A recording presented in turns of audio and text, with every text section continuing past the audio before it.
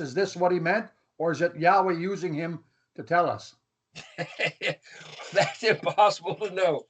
You know, all I can say is that the psalmist must have known what these words meant, and I think the translations are wrong, but I can't prove that they know that. But here, verse 5, ma laka, what to you? I mean, it's like saying, what got into you? Why is it so? Because the word ma, memhe, means why, what, wherefore. Ma means delay, tarry, like, oh, hang on, wait a second, what is going on here? I think he did that, but did he know about this promise to Israel? I'm not sure, but I can certainly read it, and so I think that it's just embedded.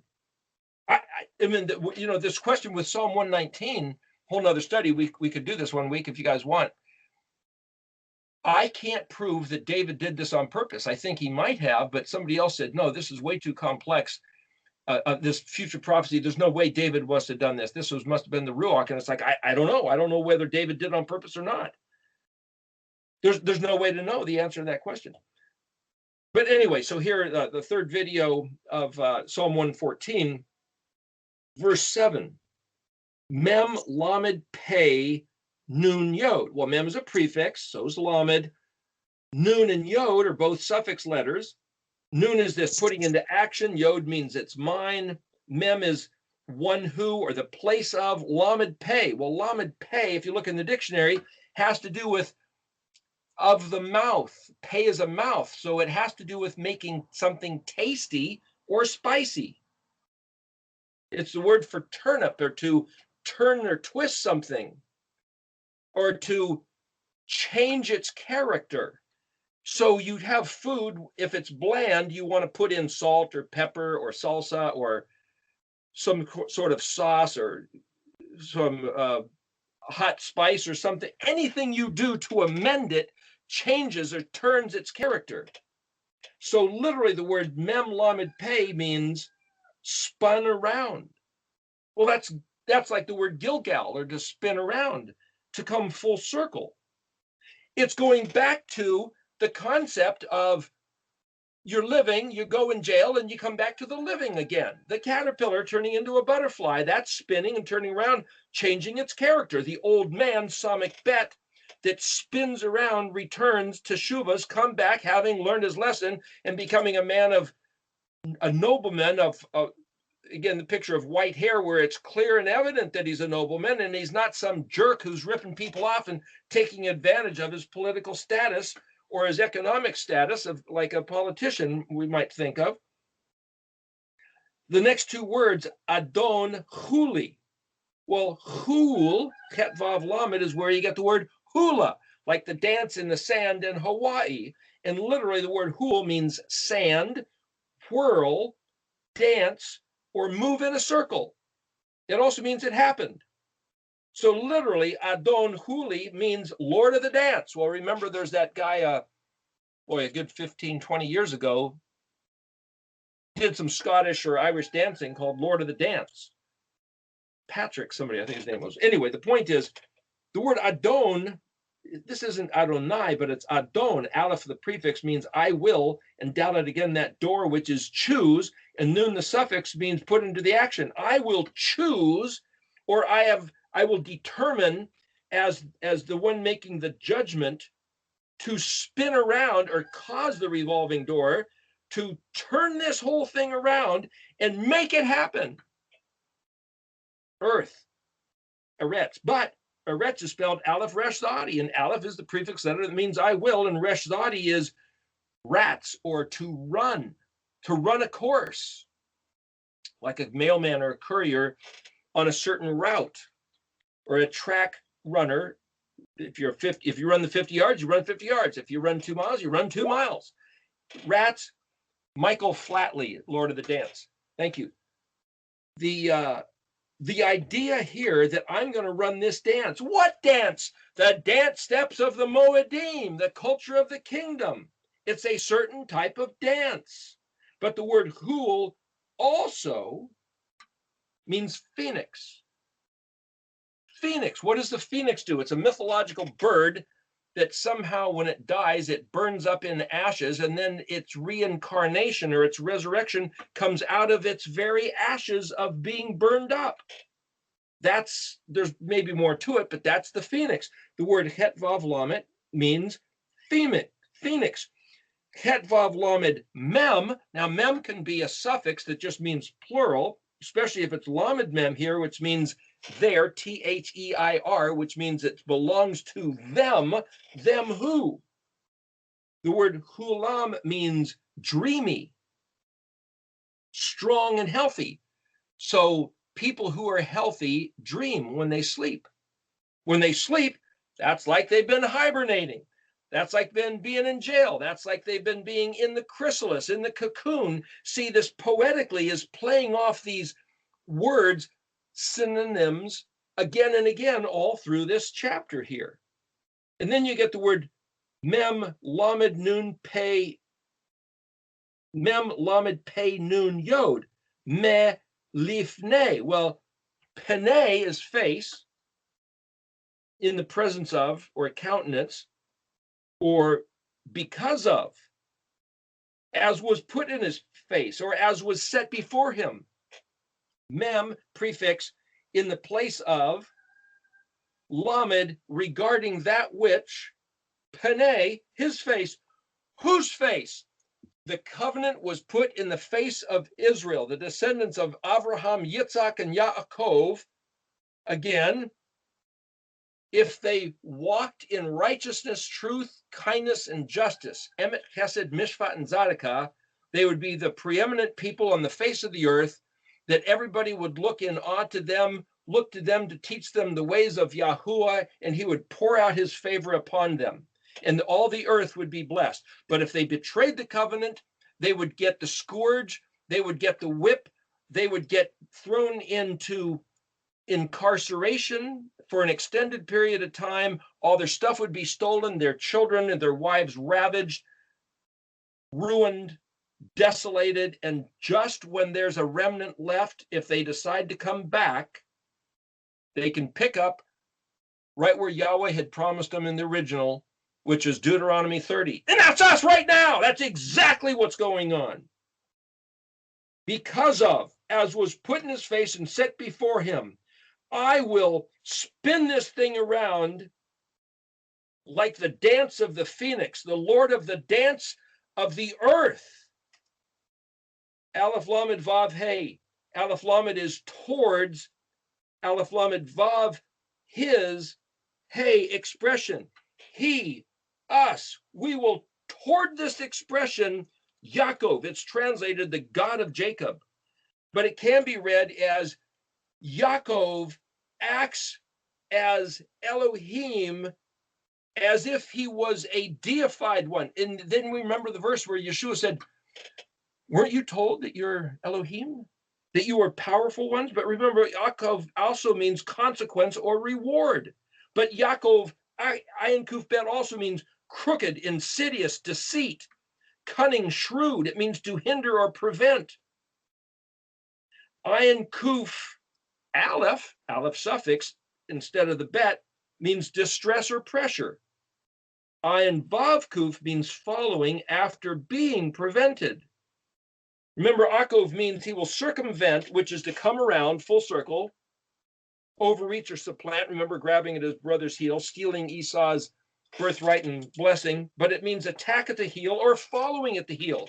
So what this means is the God of Jacob, or it means because the Elohim of Yaakov set before him and put in his face the promise and the offer that in the later days, his surviving remnant offspring like us, even if you're not native born, if you choose to be proselyte and sojourner, the same one Torah, if we would act like Elohim, act as if we were a Hor, nobleman of the bet of the house, according to the splendor of his fortress, La'az, as what's kept in his language, walking in his Moedim in truth and kindness, then after being prevented, we are entitled to have the consequence and reward of being risen up into the third dimension. spinning around and being made tasty. The hula dance in Hawaii is not just women kind of wiggling around, and no, I'm not going to repeat that pantomime. Hey, Karen, you want to do a hula here real quick? Yeah, never mind. The point is, it's telling a story, and even the men in Hawaii are the ones that originally did the hula. It's kind of like bees, honeybees, when they go out and they find a nice crop of flowers, they'll come back to the hive and they'll do this little wiggle dance, which tells exactly which direction and how far away is the source of provision and what kind of provision it is. And the other bees know how to read that hula dance that the bees are doing, so they can all get up and go and get that provision that that one scout bee, that one pioneer bee happened to find. That's the hula. That's what the hula dance that the warrior men Hawaiians would do. They'd tell a whole story in the dance. That's the Moedim of Yahweh's kingdom. We just don't know how to read the wiggles. We don't know how to read the dance. When he gave us these 7 Moedim, Pesach, Chag HaMatzot, Shavuot, it's a dance of his culture. Verse 8. Hey, hey, Pookie, flapjacks are ready. Huh? Hey, hey, Pookie, the flapjacks are ready. Hey, hey, Pei Kuf Yod. Pookie, well, that's somebody's term of endearment, but Pei Kuf Yod literally means a flask. No, Hey Pei Kuf means a flask or a jar. Hey Pei Kuf Kaf, Pei Kaf, P-K, and then Yod means my. It's like having a little whiskey flask, keep in your back pocket and take a sip once in a while. Interestingly enough, Pei Kaf Hey means to flow or trickle, like what's coming out of a flask. Pei Kaf Het means sober or sobriety. Nothing's coming out of the jar. Very similar to looking at the, I'm just saying it's a grammatical construct, the way the language works of Pei Tov Hey and Pei Tov Het. When you have a Hey suffix versus a Het, Het is something enclosed or locked up. Hey is something wide open.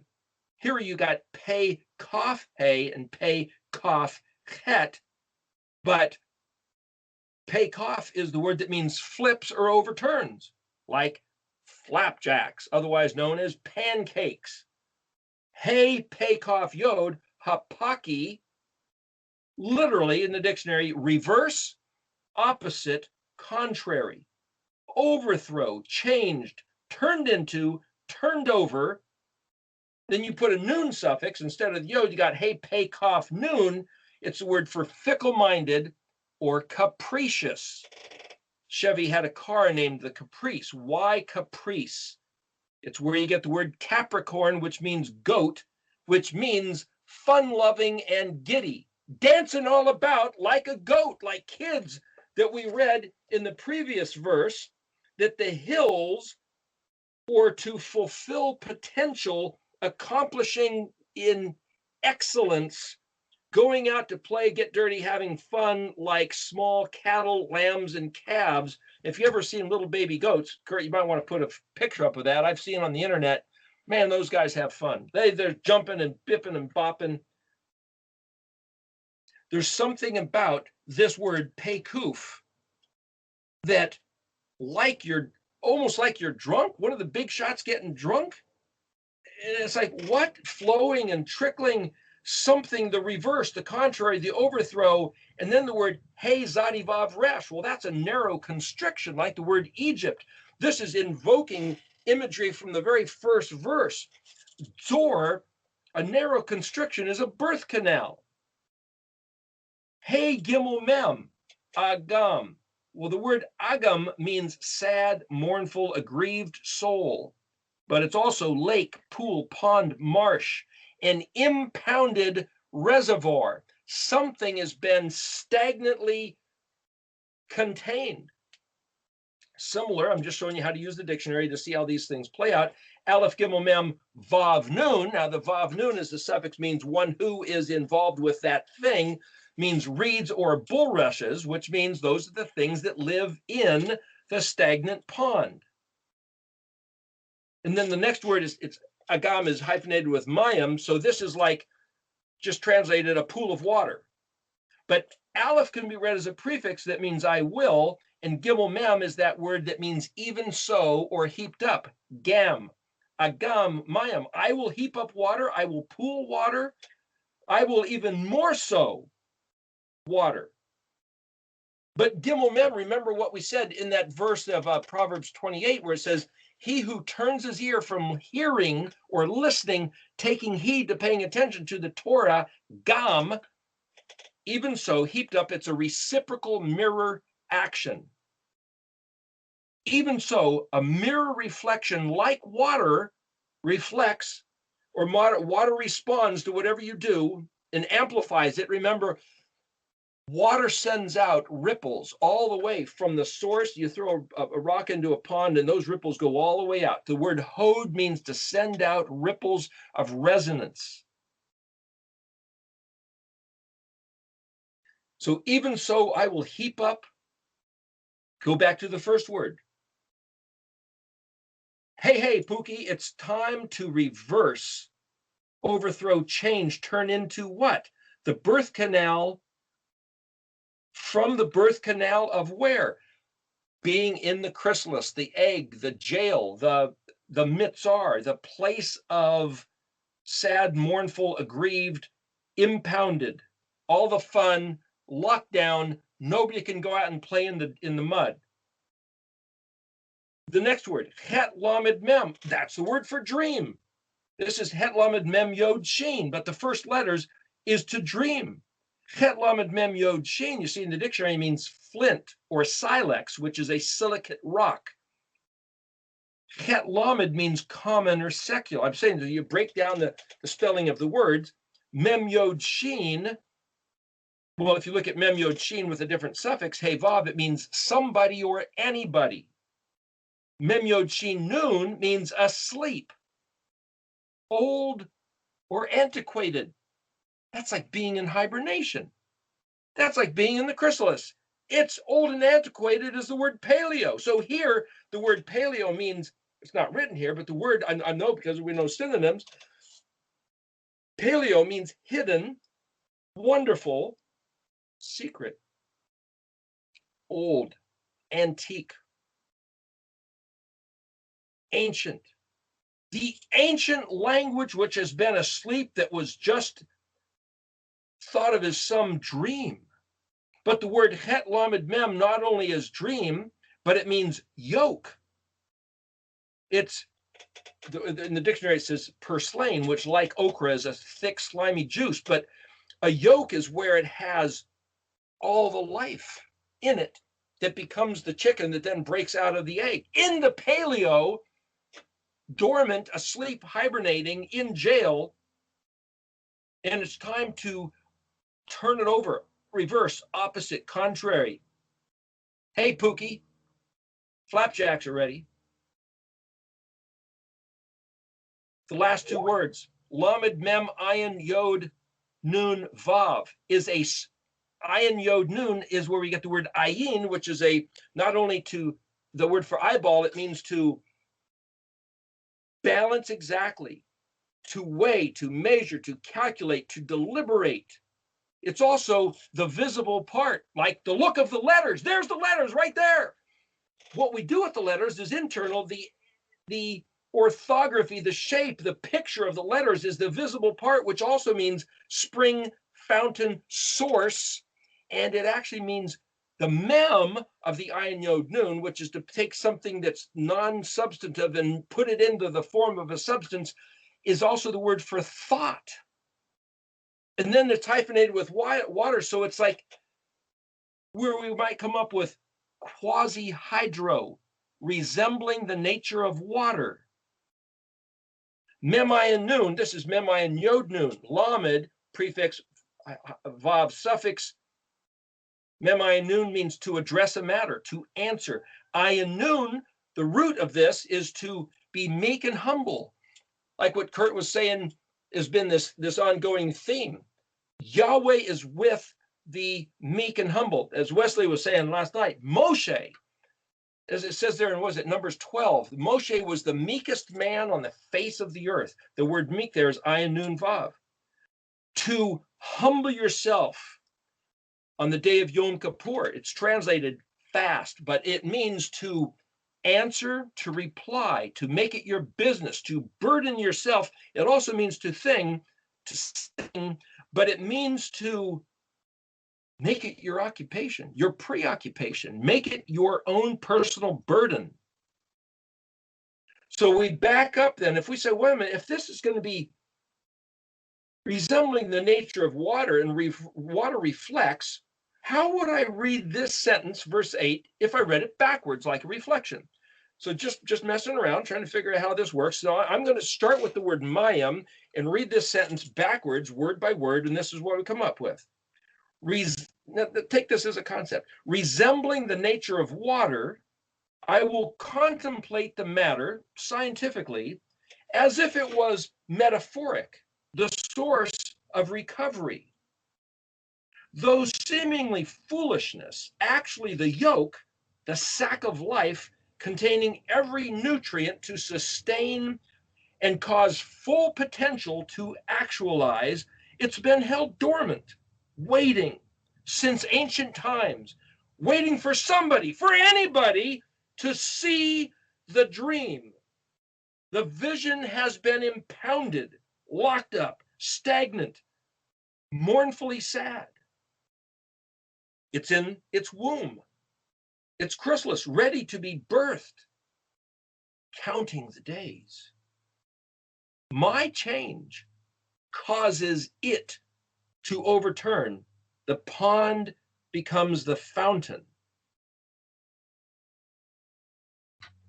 Now, when I read these words, that's the same message that's contained in the Aleph Bet.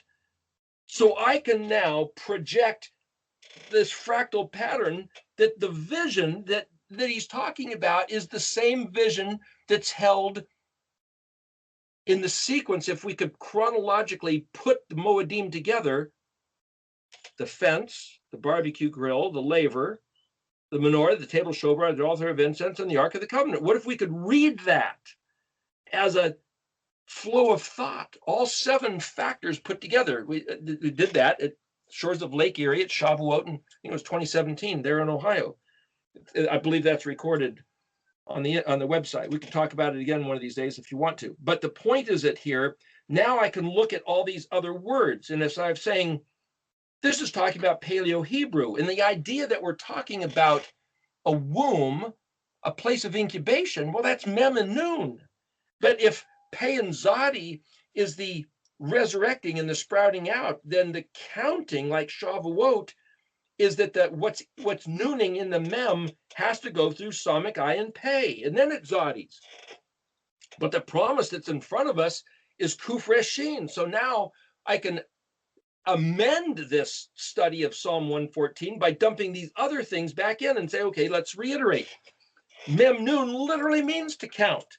Shavuot is counting. What are we counting? Through Samek Ayin Pei. But the word teshuva means to sit down, to dwell, and to explain. So somehow this is all dependent on teshuvaing to what? Kaf Lamed, the Torah. But what's Samek Ayin Pei? Like this time of labor, because the birthing is at Zadi. So the word Nun Samek Ayin Pei, Nun is to have a way of escape. Well, that's being birthed. Remember the second word of the first verse was, or the third word, where through the straits of affliction, it was like through this birth canal. The second word also in the verse 8 is through this narrow constriction of a birth canal, or out of the egg even. Escape on wings miraculously. Oof, Ayin Pei or Ayin Vav Pei is a bird. Samek Ayin is to diversify or to sprout your wings. Well, that's like the promise of the Brit given to Abraham, Yitzhak, and Yaakov. So what I'm saying is that when there's recurring themes and pictures, it's not an accident. It's not a coincidence. There's a message. It says something about like quasi-hydro, resembling the nature of water. What does water do? Water seeks to be level. If you go to Amos 5:24, it says, mishpat like water, zadika like a raging river. Water seeks its own level. Mishpat is scales of balance where everything is perfectly level. When something's out of level, it flows like the Jordan River. So Yahweh says there in Amos 5:24, it's not about offering sacrifices, it's about doing justice. And when we do justice like noble men who are not out for the buck, but are out for justice, doing what's right, it's not about how much money can you steal from everybody else and how much territory. And it's like, gosh, the ways of this world are so contrary to the ways of Yahweh's mind and heart and the kingdom of heaven. He says, when we as Israel do mishpat like water, looking for equity, looking for balanced scales, because the ones doing evil weigh nothing. What they put in their scales of balance is nothing. Soon as we do some justice, any justice, simply do what's mishpat, and we put on our side of the scales of balance, it tips. And then Zadokah, which is not only righteousness, it's victory, deliverance, and salvation, will come rushing in to tip the scales back up and find the water balance. And he said he'd store up the wealth of the wicked and give it to the righteous, the Zadokah. Everything within the kingdom says you want to tip the teeter-totter, you want to tip the scales of balance, do justice and righteousness. Everything else that he mentions here about water, about the Jordan, about the phoenix. And then if we look at the last three letters, Zadi, Kuf, Resh, Shin, and then Tav is the accomplishment. Kuf, Resh, Shin is a unicorn. Here's another little symbol, a solidified horn. Zadi, Kuf is to pour out. Kuf, Resh is beaming radiance. Resh, Shin, Tav is to allow, permit, licensed, or authorized. Like the phoenix, allowed to live again and rise up into the sky. I'm saying there's these repeated themes, and I'm just reading the alphabet letters in sequence because, like water being birthed, mem nun is right there in the middle, and I'm just saying, well, if the fractal code is the alphabet, keyed to the Moedim, keyed to Yeshua's story, then we can take knowing the alphabet, knowing Yeshua's story, the fact that he resurrected, the fact that that's the Zadi of the Aleph Tav, the fact that Israel has to follow the dance steps of the Moedim, which are the dance steps of Yeshua, rocking out, Rakhed, Resh Kuf Dalet. It's the same story again and again. It's not a new story. It's always the same thing. Ayin Vav Dalet. The word Zadi, Kuf, Resh means cause something good to occur. Kuf, Resh, Hey, and I'm just reading the last of these letters in the alphabetic sequence after the sprouting of the resurrection. Kuf, Resh, Hey, learn how to read. That's Kara, Kuf, Resh, Aleph. Vayikra, he was called, invited. It just so happened that he was called and invited to learn how to read. And then it's such a wonderful thing. That's Kuf, Resh, Nun. That's where you get the word Quran, Kuf, Resh, Aleph, Nun, which is that which you're supposed, that thing that you do read. Again, putting the Nun into the activation as a suffix. And it also means to roof or cover or put a deck on a ship. So to build a roof, to lay beams and actually get a roof on something, kicks it up a notch in terms of it being a good thing. So I'm going to mention one more thing, and then we'll open it up to you guys here. We mentioned the idea that this thing, this language, has been locked up, hibernating in jail, that we just happen to learn how to read. We just happen to stumble into this Paleo Hebrew, and here it is. And so now we're trying to figure out how to use it for everything it's worth. It reminds me of a story, an old English fable called The Sword and the Stone. And it involves Merlin the magician, who's some sort of sorcerer, and King Arthur, and forget all that part. Forget that. But remember the name of that sword. There was two stories, Lady in the Lake and Sword in the Stone, but they kind of got blended in the mythology, the legend. But the sword's name was Excalibur. I mentioned this once before. I'll just go over it again because it's pertinent to this particular subject. Why is it named Excalibur? Cool sounding name, but why? Well, it comes from a French word that means voracious eater. So if you have a sword and it's like, boy, this sword loves to eat flesh, and so it's okay. It's a war thing. But I was thinking, well, what if you could spell the word Excalibur with Hebrew consonantal phonetics? How would you spell that? A couple different ways, but the bottom line, Aleph, Kuf, is the word X. It comes from Latin, EX, and it means from out of. Well, Memnun means from out of in Hebrew, but this is Aleph Kuf, or Aleph Kuf Samix is the way you'd pronounce X. Kuf Samik Hey in Hebrew means cover or glove. Well, that's kind of the same thing. So something is hidden. Kuf Samik Mem Kasem, like that guy named Casey Kasem, who for years did America's Top 40, the Hollywood music scene, literally means magic or charms or witchcraft and sorcery. So what was he into? I don't know. Why was his name Kasem? Was it a fake name, a stage name, a real name? I don't know. But the word kasa or Kasem, or like the word kismet, has to do with a place of magic or witchcraft. But here, Aleph Kuf Samik can be read as it's been hidden under the cover, the glove of sorcery and magic. For all these years, the only people that cared about the Jewish language has been Jewish Kabbalists, people doing witchcraft and sorcery or magic, or maybe some religious zealots, some Jews, but never like what we're doing now. Never. Kaf Lamed Yod, Kali, Excalibur.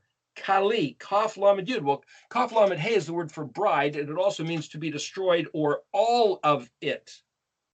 Kaf Lamed Yod Aleph, again, Aleph being a non-verbalized silent letter, Kaf Lamed Yod Kale means arrested, confined, put in jail, locked in a cocoon, in a chrysalis, hidden in the stone.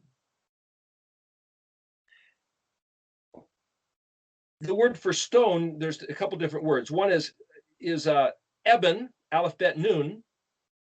One is Samik Lamed Ayin, and the other one is Kaf Pei. Well, Kaf Pei, where you get the word Kifa, Simon Peter. So Peter, like Petros, Kifa, Simon Peter. It's like Peter and Kifa are the same. It is where you get the word Kaf, which is hand, where to be inverted like this.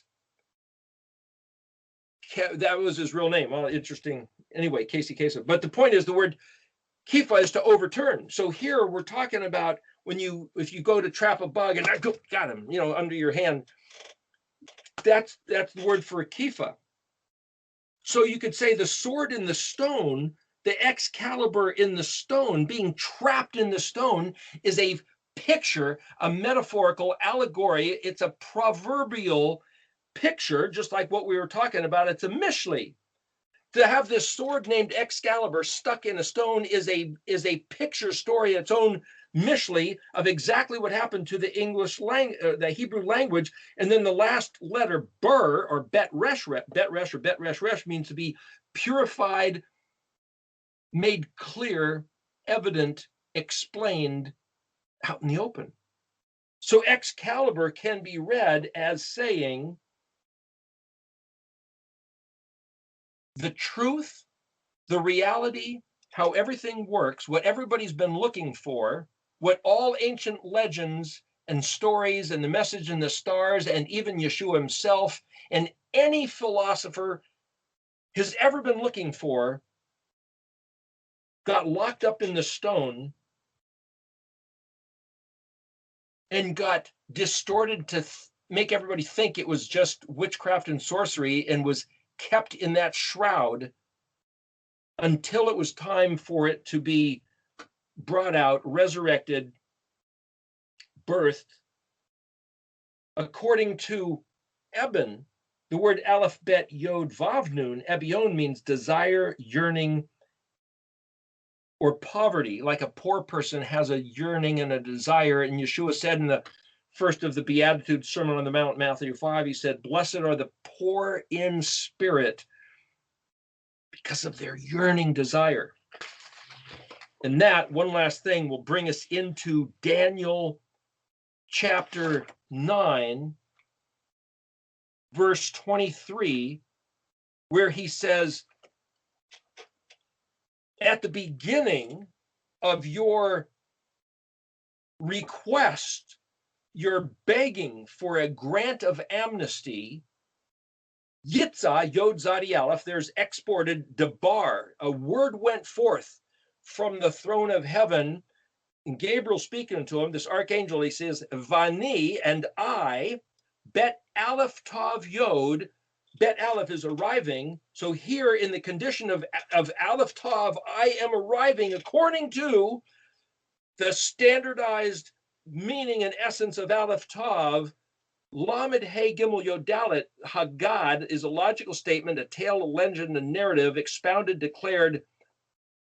So here I'm saying that when you see these words, it's like what all the legends and myths and tales are about is about the subject. And here Gabriel said, Daniel, when you started appealing, because Daniel calculated the time, he was looking through all the archives, and he realized that with Jeremiah that had been declared 70 years, and it's like, okay, well, if it's in matter in the heavens that we have 70 years, that's been 70 years, we should be able to have, according to the contract deal of blessing and cursing, we should get released from our bondage after these 70 years. That's what he's talking about. And Gabriel's saying, because you, Daniel, are greatly loved.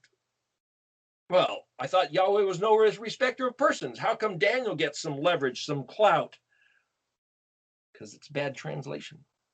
Because Het Mem Vav Dalet, Vav Tav, and then Aleph Tav Hey is translated you. Het Mem Vav Dalet. It's translated are loved. But wait a minute, Ahava is the word love. What is this word chamod? And then it's pluralized. It's got Vav Tav. Well, if you look at Het Mem Dalet, Het Mem is the word for warmth. Mem Dalet is something like tailor-made. It's mode. It's the fit garment. Het Mem Vav Dalet, the dictionary says precious articles, something so valuable that you desire it, you lust, greedily, covetous. It's the word to covet. Desire, longed for, darling, lovely, delight, grace, and charm, a synonym of Het Nun. And here, when he was asking for the grant of amnesty, also the word Het Nun, or Het Nun Vav Nun, is a synonym with Het Mem Vav Dalet. So here we're told Daniel was greatly loved, but what it's really saying is that Daniel desired, and it tells you what? Bin bedabar haben hamara. Daniel craved knowing the meaning of the word. These words. And the meaning of the word is bet mem resh aleph hey, which is bet mem is staging, resh aleph hey is on exhibition or the sight, but mem resh aleph hey means soar, fly high, or to be fat, which is to be full and healthy, which is to be able to dream. So Daniel wanted to have this vision, this dream. And because he had a craving desire to know the truth of it, Gabriel was sent to open.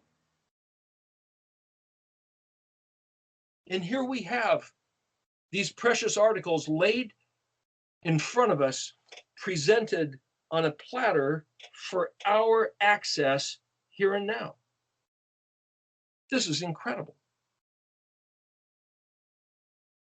We're seeing more than David. We're seeing more than Moshe. We're seeing more than Daniel. Yeshua certainly saw it, but here it is. It's been locked up all these years. This is the day of Excalibur, of pulling these words out and saying, voracious eater. I'm not using this to consume the flesh of enemies on the battlefield. It's like, eat these words. This is the banquet table of Yahuwah, our Elohim, and this is the provisions he's given to the house of Israel. This is an incredible feast. Back to you all. That was it. That's Psalm 114. How exciting. Woo! Is that all? Is that all? That's exactly what I got out of it. Fantastic. Fantastic. Wow. You know, So there's not much here. to have it in our heart and mind and There's not to much have here. this is so great. Go ahead. Go Paleo, ahead. paleo, paleo, paleo. So you started off saying there's not much here in this verse. Yeah. You know, I just felt like, oh, come on, couldn't we pick a better one to go with? And this, and it's like, wow, then it turns out to be, whoa, boy, packed full. Packed. You Wow, know, that's exciting. I was That's thinking this exciting past stuff. week when we talked on Thursday night about it is that you know, one of the mistakes of Israel was to keep these things to themselves and not share it with the world. You know, and now we know who we are. We're Israel. We can't keep these things to ourselves. We have to share it. You know, and well, it's obviously being shared. People are seeing these videos, but you know, if you have people that, it's a good time to start sharing it. You know, to think about it anyway. Share these videos. Share this word. Share that there's. If you want to learn what the scriptures say in the Hebrew, I got a place you can do it. You know. I have to. have this video. I'm gonna watch this many times. This is Me too. great. I had something I kind of knew there was something about this psalm as I was listening to that Israeli group that I mentioned earlier they were performing it, and it was just something is great, powerful, and wonderful is going on in this psalm, and that's why I'm so glad that is just so awesome. Paleo, paleo, paleo, paleo, paleo, paleo. Wonderful hit. Hodu, hodu. Hodu. Hodu like Wakitobi Leolam Kazdo. That's so wonderful.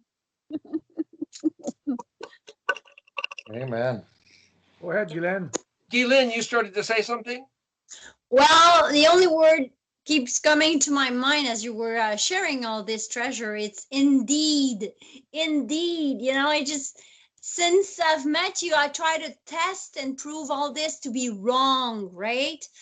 Because when my eyes got open concerning Christianity, it was really, really hard. You know, I homeschooled my kids for 36 years. I believe Christianity and all.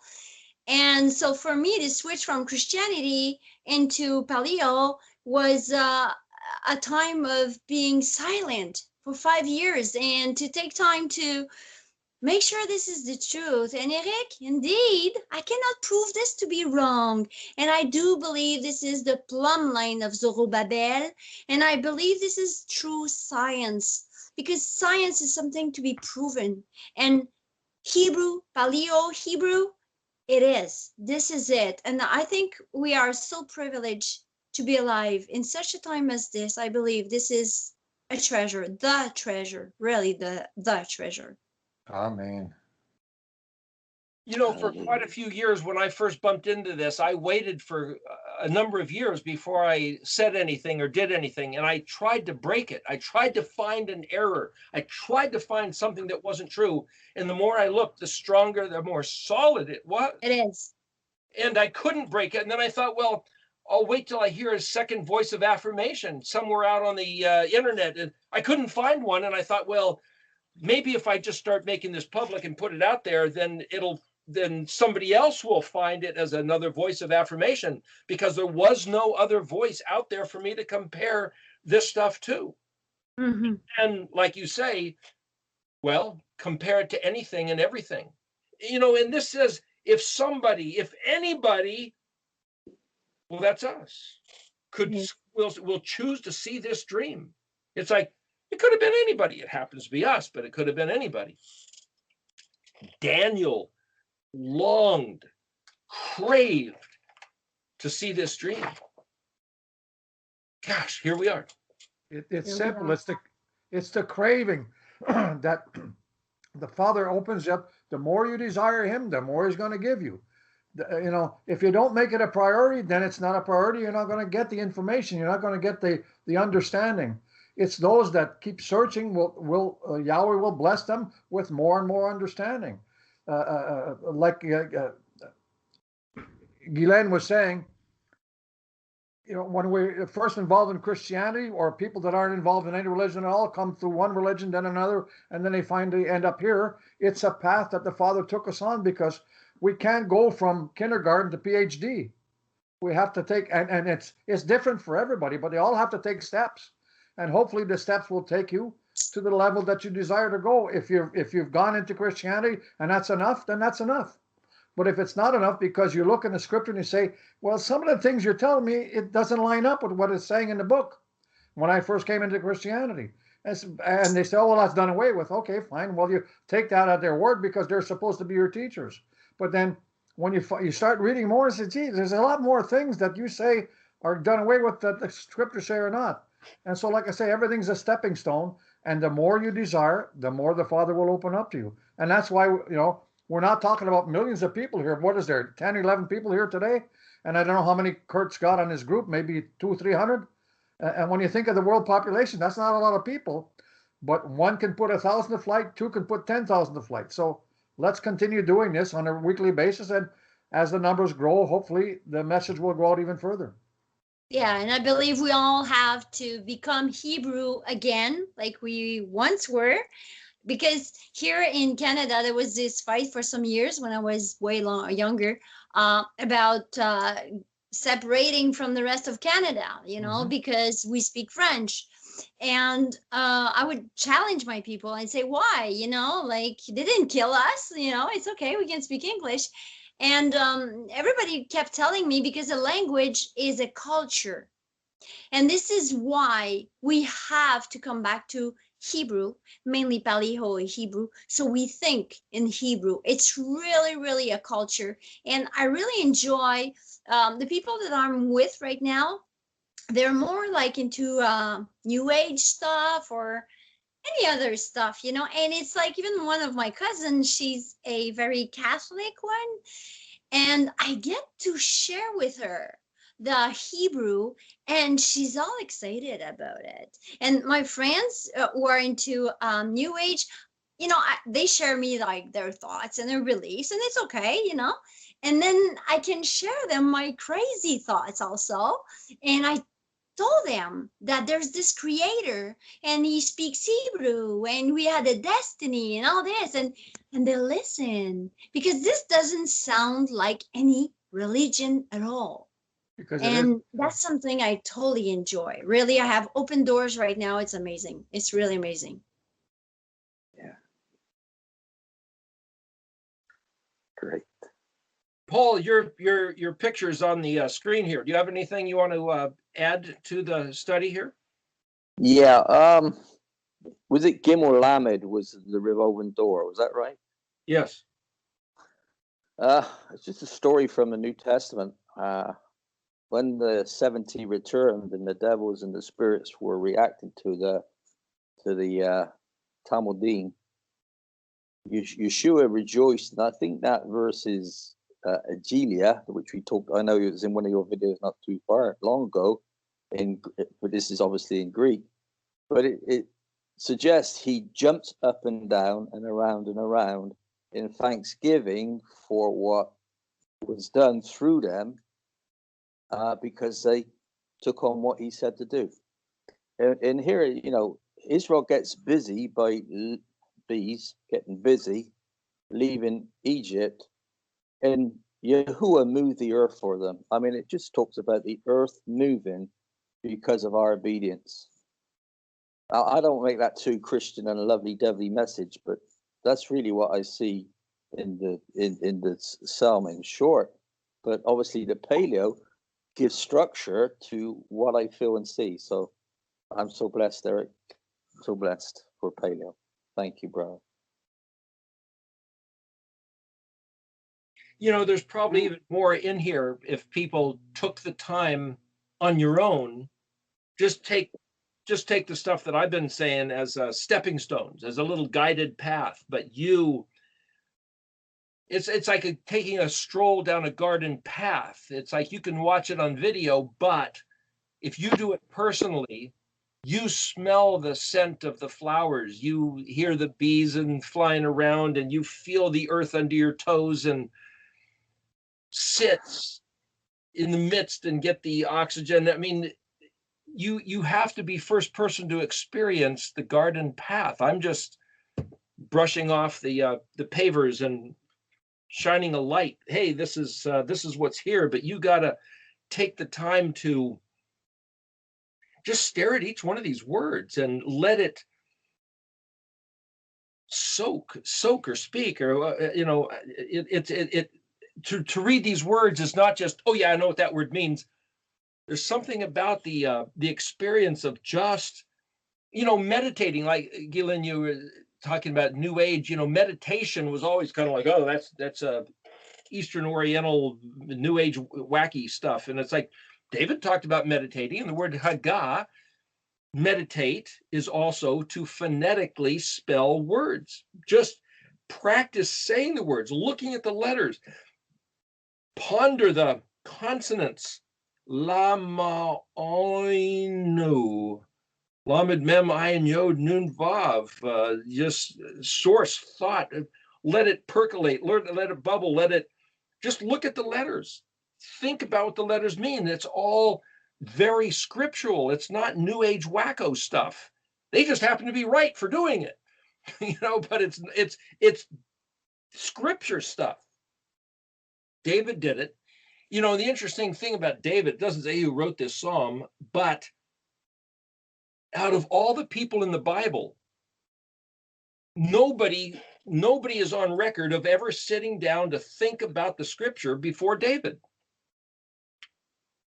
Moshe wrote the scripture down, all words of Yahuwah he wrote, and Moshe was, dealing with, being a judge, determining for the people. He appointed the 70 elders. If there was a king, he was supposed to write a copy, or the word copy means a second version. So some people think he was supposed to write two, but Saul was the first king before David. Samuel had a school of the prophets. What does that mean? It doesn't say they studied the words, but David studied the words. Where did he get them? So he must have somehow had some of the Torah. Did he have all the Torah? Where did he get it? I mean, how did even David get a hold of these words? It's never said, but David is the first person literally on record. People say, oh yeah, Abraham wrote the book called Sefer Yetzirah, but not necessarily. That's a legend. That gets into Kabbalah. That's occult stuff, and whether or not it's true, who knows? Did Noah, did Enoch really have anything written? That's what they say, but there's no proof. It's never found. David is the first person with evidence that sat down, looked at these words, stared at these letters, contemplated, and even if you look at other Psalms, like if you look at Psalm 111 and 112, in the Hebrew, each word, not every word, but every phrase starts with the next letter. Starts off with hallelujah, and then praiseworthy starts with the aleph, who greatly desires starts with the bet, mighty starts with the gimel, and so forth. You can see they have them letters listed. They do the same thing with 111 and 112. What I'm saying is that David sat there, started messing around with the letters. Did anybody else ever? David was a man of Yahweh's own heart. There's something about contemplating and messing with these letters, which is big league. They are reem, resh yod mem. They're high, lofty matters of wonder and beauty, paleo, spectacular, hidden. It's just, this is lofty stuff, and it'll elevate you. It'll give you wings. It'll make you fly, like Ehud Benai says about that song Hebrew Man. Abraham, Yitzhak, Yaakov. It'll cause you to soar on spectacular, hilarious heights. Abraham, Yitzhak, Yaakov. It's embedded in the names. So we have a question on the, you answered it on the page. It was dealing with part 3, but Marianne C55, could the Ha in Habakkuk be like Ha in Hashem? And I was reading your answer, and could you give voice to that, because it's kind of confusing. Yeah, the word Habakkuk is, if you look in the way it's spelled, is Het Bet Kuf Vav Kuf. The word Ha, as in Hashem, is the word the, but that's the letter Hey. Het, as in Habakkuk, is the 8th letter, the letter Het. So it's not the same letter. But that confusion is where you get the English and Hebrew crossing over and leaving remnants, which is why the word Hua, Het Vav Hey, is the word translated Eve, E-V-E. Well, the Eve, that's our letter E, which is the 5th letter, which is the letter Hey, pronounced as an H, which is the 8th letter, the Hebrew letter Het, and that's where, phonics and ordinal sequence gets confusing. And it's only when you look at the actual spelling, that's why Kadosh, I always write with a Q, not a K, because the K is same consonantal sound, but it means something different. It's the 11th letter instead of the 19th letter, and it just causes confusion. So I try to be a stickler for those spellings. Anyway, does anybody else have anything you want to throw into the... Somebody wants to know about a book. Do you have a book? Did you print a book or put a book available? The book called The Shields Project is, you could download it. It's on the website, erictology.net. You can download it for free. It's got colored pages. I think there's 185 pages in it, a bunch of pictures and stuff, but that's, if you printed it in color, yeah, there, Gilin printed it out. That's the cover page. That's actually one of the shields there. That's a picture of the sun taken from a satellite. The face of the sun right there. Turned into a shield with, I think it's something from Deuteronomy on there. But anyway, that's the only thing that I've printed up as a book per se. I was working on something with the Et Sefer Publishing Group, and they canceled that endeavor. So I will be hopefully trying to put something else together pretty soon, but I've been very distracted with working, earning a living. And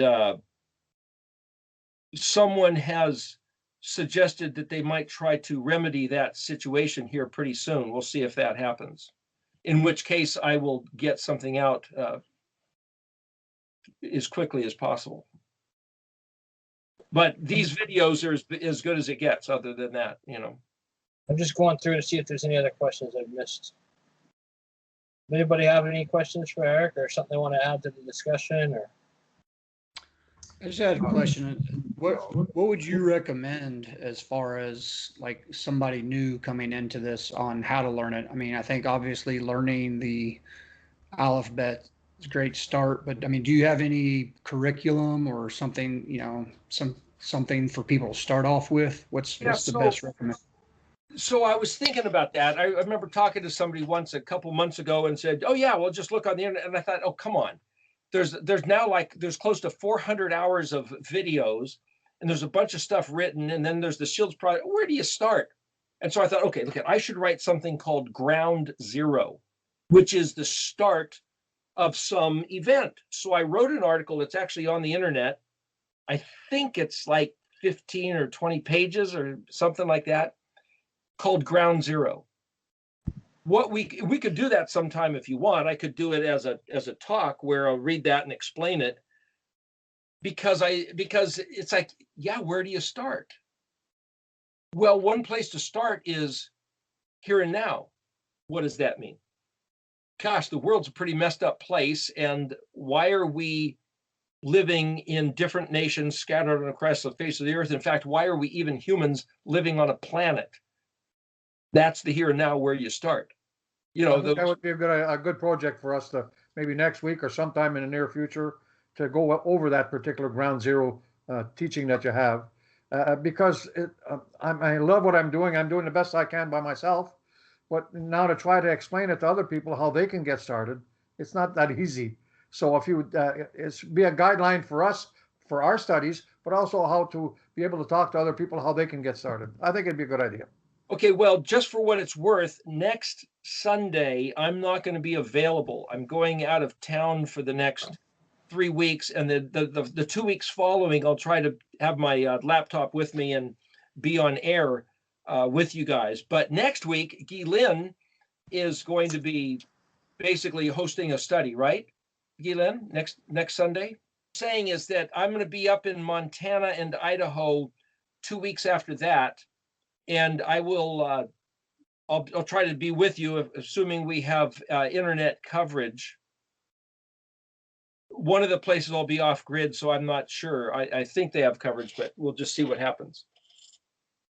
And what I was saying is that since I'm not an expert at all, I can easily share the basics, how I did very baby steps, so I can help with this.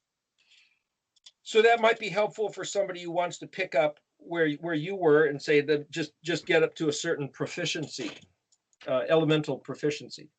Mm-hmm. Okay, so again, Eric, if you could do that, either read that or make it available in writing so we can maybe download it first, and then when we do discuss it. Okay, it should be available, I think. I mean, it ought to be available on the website under articles. I thought I had sent it to somebody to do that, but maybe it didn't get on there. Just so you know, my website, I haven't been able to keep up with it. I'd like to get all these videos put on the website for people to have access to all these current studies, but I don't think that's been happening. So I'll see if I can talk to the guy who's trying to help me with it and see if he can get them on there. Okay. Does your website, or do you have like some way for people to give back financially, so that way we can get you away from serving tables and serving the word full time? Well, we do have a PayPal thing set up, and that's really the only way. So some people have helped. Karen's car was falling apart, so some people helped with that, and people have helped a little bit along the way. I don't generally ask for anything, just because I try to do what I can to keep things going. And some people have helped try to get some things, you might say, published, meaning the getting the charts made. Just so people know, I mentioned that Pete and Diana Memmer were going to put up I think it's an email page, so people can write in. The cost of the charts is whatever the print shop. I'm not sure what it was. I'd gotten a couple copies of the chart printed. They were $50 to $100 depending on where I went. So I'm not sure what the print shop charges for something that big. And then the what's called the array, which is the picture of the deck of cards laid out, depending on that size also is probably 30 or 40 bucks a piece, I think, for something, 30 inches square roughly, whatever shipping. So what I'm saying is that nobody's trying to put a burden on them, and nobody's trying to make money at anything, but just the cost of actual object production and shipping is somewhere in the neighborhood of about 50 bucks. So that's the best we can do. Sorry for that. But again, nobody's trying to make a living off of this. We're trying to make it available, but that's just the expense of production. So, let me mention one thing here.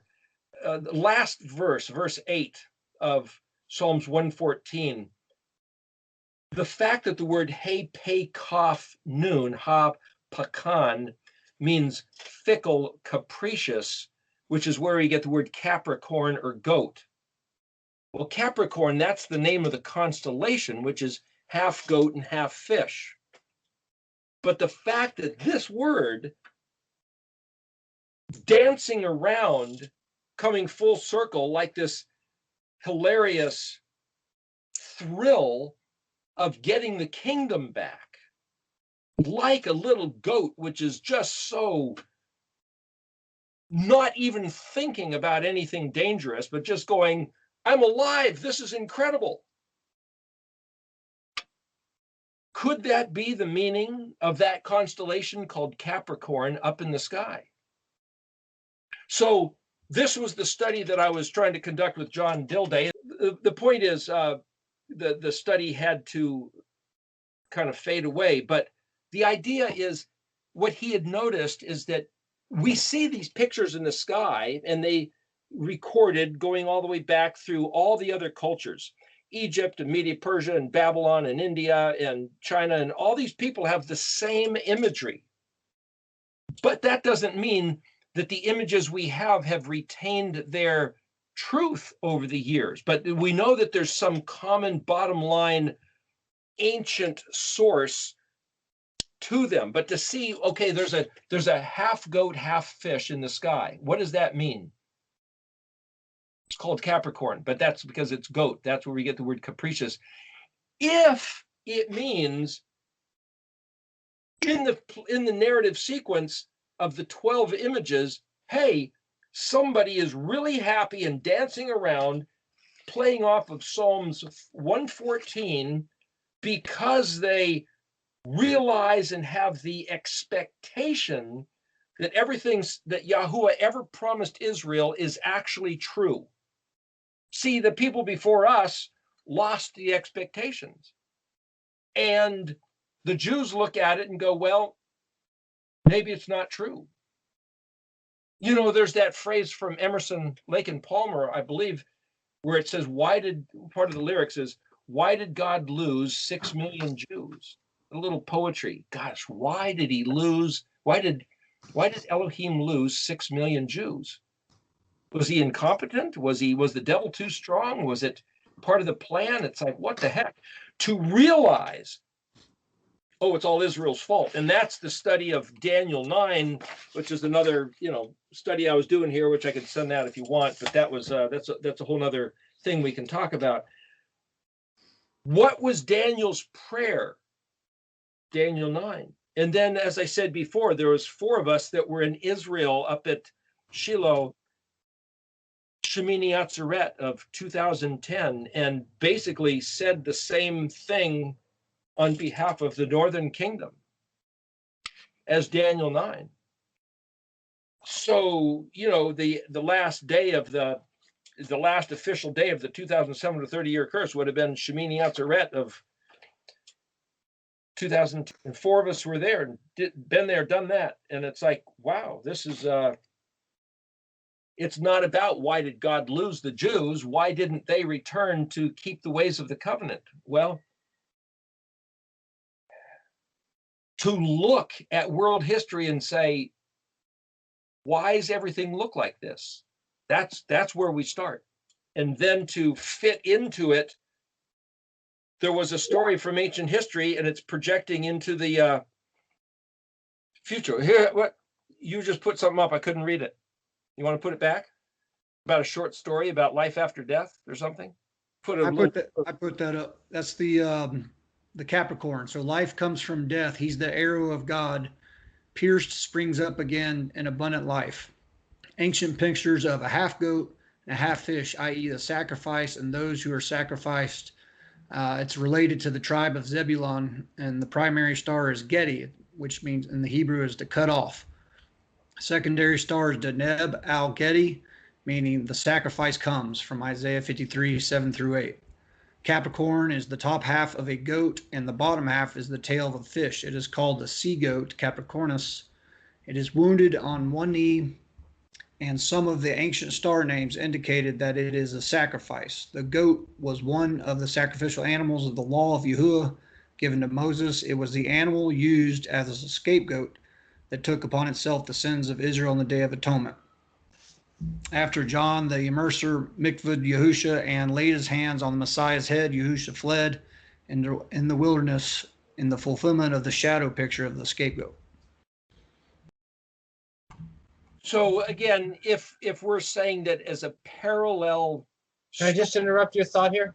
It's important to note for anybody watching, we do not promote astrology. This is the Mazarot. It's a big difference. Whole different thing. But Yeah. just to say, as a parallel story, the house of Israel and the story of the gospel account of Yeshua's life. What I'm saying is that they're like two tracks of a railroad. They're exactly what Yeshua did is what Israel's doing. They're parallel mirror images, like water.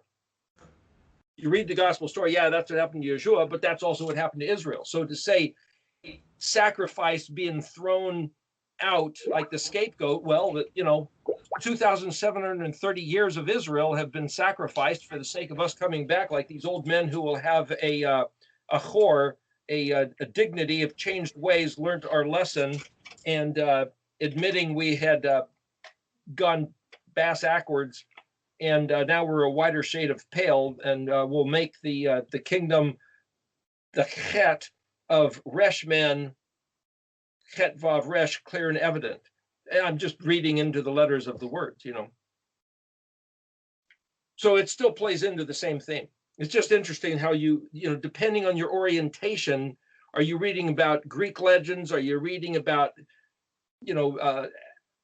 horoscope astrology, or are you reading about Israel as following the prototype model of Yeshua as being the relationship between the 12 tribes and Yahuwah? That's what I believe the message in the stars is. So that's another study, but just trying to touch base with that. Anyway, does anybody else have any comments then? Well, actually, I was going to say, speaking of legends, I found it interesting how you used the example of Excalibur, sword in the stone. Actually, was it in Yashar? It's the same story with Moshe, the staff, where it was planted in the garden in Midian, in Jethro, his father-in-law's garden. And the story talks about how many, many men from like all over would come and try to uproot it, but they couldn't. It wasn't until Moshe was out there, I think, praying or something, and then he was the only one that was able to take the staff out of. So it's just a reflection of the same story, and then so that was the same rod that he was holding. But yeah, that's what it made me think of, and I just thought that was really really interesting. But obviously, that's a very old story from a long time ago. So the Excalibur story was a plagiarism, you might say, of the Yashar story. They just turned it into King Arthur and the Knights rather than Moshe in Yithro's garden. That's pretty interesting. But again, that doesn't account for why that name Excalibur, and of all things, why should it mean that? It's just so the irony, the serendipity, the apropos-ness of it is just astounding, because it's exactly what we're doing. Recovering this language out of the Eben, and again, Aleph Bet Nun can mean I will be about my Father's business, just like Yeshua said. And that's the key to the whole thing. That's what's holding the words locked up so they're useless. Eric, you said there, what writing did you have that was the place to start? Because I'm on your webpage. Is it Ground Zero? Is that it? Yeah, it should be called Ground Zero. Okay, I'm going to put a link to it in the description. Great. Yeah, then, yeah. Hopefully it speaks well enough for itself that it doesn't need explanation, but it would be a good place to start and kind of go through. Rick, I have one question. In the stars, in the Mazarot, wouldn't that be the place where Yahweh would have written the Aleph Bet? Actually, I think the guy's name is Brian Peller. Sarah Perry had sent me something, and it shows where the shape of the constellations, like Taurus, is the combination of the letters Aleph and Bet. The Aleph being the nose and the horns, and all the constellations are accounted for, or at least a dozen of them, with the Paleo Hebrew letters, and showing the letters that are used in Chinese and Persian and all these other languages. I will send that to Kurt, and he could put that up too. It's a very interesting link. I had heard many years ago from Brad Scott. He came here talking, I think it was back in 2003, maybe, in Portland, Oregon here. Anyway, he had said something about that the letters were in the constellations or in the stars. And it's like, what do you mean by that? And he says, I don't know. You just got to look for it. It's like, I don't even know what that means. Well, I believe this article that Sarah Perry had sent me from Brian Peller explains that. And it's very interesting. And I don't know, again, how much to make of anybody's fitting things together, because this thing, this book called the Sefer Yetzirah, or the Sefer of Formations, Zirah. I read the introduction last night. Sarah had sent it to me. And it talks about this occultic Kabbalah making golems, which are bringing inanimate mud objects to life, which we just read in the last thing of I think it was Habakkuk. Woe to those who try to bring wood or stone to life. That's using some sort of sorcery and witchcraft, which is this Kabbalic occult stuff. And it's like, don't you dare do that. That is the great offense that Yahweh hates. And if the book of Sefer Yetzirah is about how to do that, which is what the introduction was saying, then it's like, whoa, leave that stuff alone. Absolutely leave it alone. But people are saying, oh, they think Abraham wrote the book. And it's like, hey, listen, I can claim George Washington slept here. Doesn't mean he did. You know, anybody can claim anything just to get some advertising credits. Because pertaining to David, you know, as a young boy, all he had watching over the lamb all night was the stars. And I was thinking, I'm sure it's written all over the stars, and he could ponder upon the Aleph Bet, but I don't see how so far, but it would make sense to be there. Yeah, but then somebody would have to say, see these stars, that's the letter Aleph, and you connect those and a little bit. It's a little different than that. There's the Brian Peller stuff is a little different. Like I said, I'll try to get that to Kurt this afternoon here. And the study of the Mazarot is another, it's kind of its own independent subject. It's a big subject. It's thousands of years old subject. But I personally believe and would pin that tail on the donkey, as it were, pin the tail on the donkey, pin the comprehension of the stars to the Aleph Bet. And I'm pinning the Aleph Bet onto the Mishkan pattern. And the Mishkan pattern specifically keyed to the four letters Ayin Dalet hyphen Ayin Tav from Daniel 12:4. I mean, I've the thing that I wrote called the Shields Project, I've tried to explain all that. And just for what it's worth, the fact that the shields are this circular pattern around and around like a spiral, I chose that pattern because of the word hula, and because of the word for turnip, which is melafni, and the word for Lila, and the spiral staircase concept of the stairway to heaven that Yaakov saw at Bethel. And there's just this spiraling, turning feeling to Hebrew. And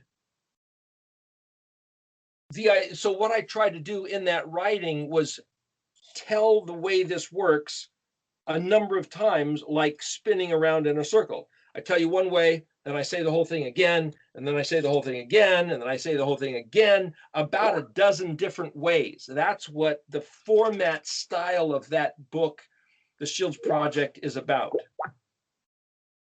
Is that the Brian? No, that's different. Okay, that's another thing I saw. That's right. Whoever just put that up. That's possibly true, but I don't know if it's true. It might be true, but it's certainly evident there. But how old is that? And is that what they saw? I'm not sure, because I'll tell you, you go out and you look at the night sky and it's like, how in the world do you connect any dots to form anything, especially letters? Anybody can claim anything. I don't know where the reality is. That's why for us to just take the pattern, the Mishkan pattern, and say, look at the 7 days. Look at the 7 Moedim. Look at the 7 articles of the Mishkan. Yahweh said, the Tabanit Mishkan that I showed you up on the mountain, that he got this vision from in the heavens. Okay, there it is. That established it. Does that mean it was in the sky? One person thinks that he showed in the stars, and it's like whether there's an actual Mishkan, sitting up on some turf in the middle of the field, up in some heavenly pasture, and whether it was round or square, like Andrew Hoy, or I don't know. We're kind of cutting past all that and getting the essence, so that we can, scamper about in the language. So I'm kind of ignoring some of those other things for the sake of going to where the heart, the gusto is. Anyway. All right. Well, I guess we can close in prayer. I just wanted to remind people watching that we do every Thursday. In case you wonder what goes on, we have just a time for fellowship, talk. Tim and Sean and Sally have gone on the regular, but it's a time to pray for our brothers and sisters in the diaspora. And I got to tell you, it's if you've never prayed with a group in the name of Yahushua and Yahuwah, where everybody prays for each other, I keep wanting to think it's like magical, but it's the wrong word. I can't really say any other. If those who've been there can say you feel the presence of Yah for sure. So if you want to join us, and just a time for prayer is a good thing. You remember, just for what it's worth, that whole idea that if we're not listening to him, he can't hear our prayers. He gave us the Sabbath day in the Moedim to say, when you're listening to me, you'll do these things. That's the proof. That's the sign that you're actually listening. Oh, okay. There's not a whole lot of people out of the whole world, I don't think, that actually regard his stuff and that actually acknowledge Yeshua. I mean, how many people on the planet regard Yeshua, regard the Sabbath day, regard his name, keep the Moedim, have a regard for his language, as if we're listening to his voice? And that's what Daniel 9 is about. If you look through that, it's like, so the fact that we are trying to should mean that if there's anybody whose prayers he's going to listen to, it ought to be us, because we're fitting the checklist. If you do this, this, and this, and I'll listen to your voice. Oh, okay. Well, that's why we're doing these things, because he said he wants us to, so that we listen, proof we're listening to his voice, so he'll listen to ours. And so it's like, wow, gosh, as long as you've got his attention, you've caught his ear, talk to him, ask him something. And then I saw this, it was a GIF a while back, and it's these people that are obviously starving, and there's 4 of them, and they're around this bowl of soup, and they have these really long spoons, and they keep trying to feed themselves, but the spoons are too long. And then one of them finally realizes if he sticks that spoon and then feeds the person across from him, then they can all eat, And that's what we try to do when we pray. You're not praying for yourself. I'm praying for you. You're praying for me, and that's Mishpat and Zadikah right there, It's balancing the scale. Whatever you need in your life, you pray for somebody else, It's funny. I remember hearing this. I'm not sure where I heard this, but it's a similar thing. Somebody said they got some people together, picture of high school students or something, get in an arm wrestle situation, right? And it says, okay, we'll put a dollar bill, or say put a $20 bill on this side and that side, and whoever can push the other guy's hand down, you get the $20 bill.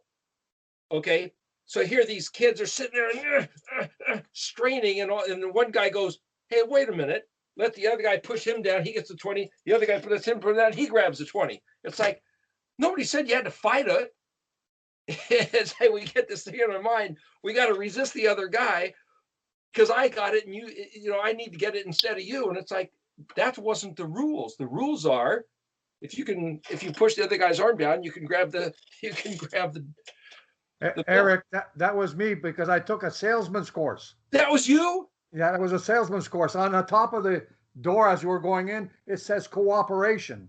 So we go to the front we go and sit down, and the guy's talking, and he says, okay, I'm going to show you what you're here for to learn.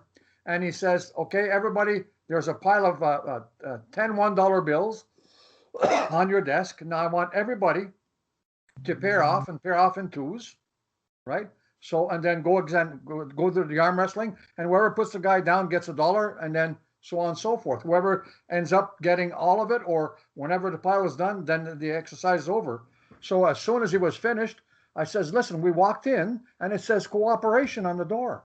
So what if I go down first and you take $1, then I go down second, and we'll both get $5 each. The guy said, yeah. So boom, boom, boom, we're done. And the other guys are struggling like heck. And the instructor was just smiling up front because he could see what we'd done. And that's what the idea. It says cooperation as far as on top of the doors going into the study hall. You must have told me that story many years ago, and I just. Oh yeah, it's a few years back now. That's great. I think it's when you first came to our place on Zero Avenue. Yeah. How many years ago was that? Oh boy. That was like 7 or 8 years ago. Yeah, maybe? something like that. Yeah. Wow. All right. Well, we want to close out in prayer. I opened. Who wants to? Paul, do you want to pray? Abba Yahuwah, we just can't believe you're revealing yourself to us. It's such mercy to be able to behold your Aleph Tav, Father, to behold salvation through your words, your creation, and your moving of all things. We thank you for your precious language, and help us to become confident and at ease with your use of it. Thank you so much for trusting us with the good news of the Aleph Tav. Bless everybody here, and thank you for our brother Eric. In Yeshua's name, amen. Amen. Hallelujah. Hallelujah. Hallelujah. All right, Debbie, thank you for coming. Catch you next week, hopefully. Hopefully we can see you on Thursday. Eric, have a safe trip. We'll see you when you get back, or whenever you're able to. Okay, well, I'm gonna, when I'm up at Pete's house, we'll try to do some other recording. I'm not sure if we can get. I'm not sure what my schedule is going to be like or what I can do, but we'll try to do something. Pete, also known as Pedro, said all you got to do is I'll put a link to your email address on our Facebook page if you want. So if that works, I just need the email address. Okay. All right, guys. It's really good to see you. Bye-bye. Right. Shalom. Yahuwah. Can't wait for Dylan's teaching next week. You guys, Yeah. see you on Thursday. Shalom. Shalom. Shalom. Bye.